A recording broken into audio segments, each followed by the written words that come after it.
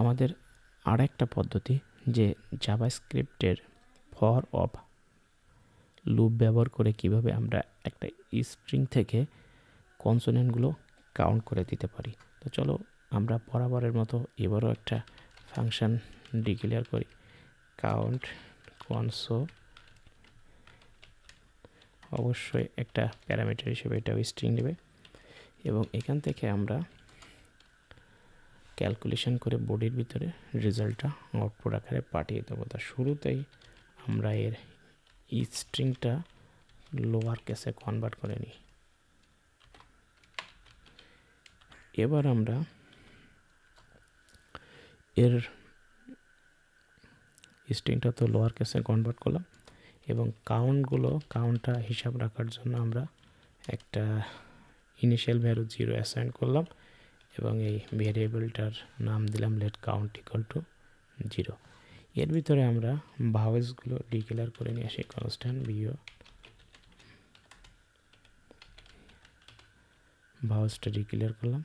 এখন আমাদের কাজ আছে ফর এই string let character of string স্টেটের প্রত্যেকটা ক্যারেক্টার বললাম। এখন আমাকে এখানে একটু চেক করতে হবে যদি আমাদের একই মতো ডট টেস্ট এখানে ক্যারেক্টার দেব অ্যান্ড ওই একই কথা যদি ভাওয়েলস না হয় নট ভিও ইনক্লুডস মেথড দেব ক্যারেক্টার, তাহলে আমাদের এখানে রিটার্ন করে দেবে, চেক করবে। এখানে আমাদের কিন্তু এ থেকে জেড দিয়ে দিতে হবে।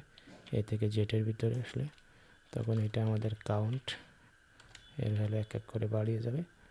আদারওয়াইজ আমরা রিটার্ন করে দেব count initial value console dot log করে দেবো আমরা কাউন্ট কনসোনেন্টস। এখানে আমরা ম্যান দিয়ে দিলাম, আবার দেখি আমাদের দুইটা শো করছে কিনা। এক্স্যাক্টলি আমাদের দুইটা শো করছে। তো এইভাবে আমরা ফর অফ মেথডটা ব্যবহার করে কিভাবে একটা স্ট্রিং থেকে তার কনসোনেন্টগুলো কাউন্ট করে দিতে পারি।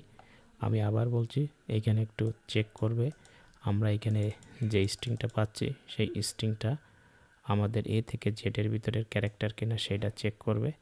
চেক করার পরে এবং অবশ্যই আরেকবার চেক করবে এই ক্যারেক্টারের ভিতরে যেগুলো ভাওয়েলস না, যদি ভাওয়েলস না পায়, যেগুলো ভাওয়েলস না সেইগুলো বাদ দিয়ে বাকিগুলোর কাউন্টের মানগুলো কনসোনেন্টের কাউন্টের মানটা বাড়িয়ে দাও। আদারওয়াইজ যদি না বাড়াইতে পারো তুমি কাউন্টটা আমাদের ইনিশিয়াল ভ্যালুটা পাঠিয়ে দাও।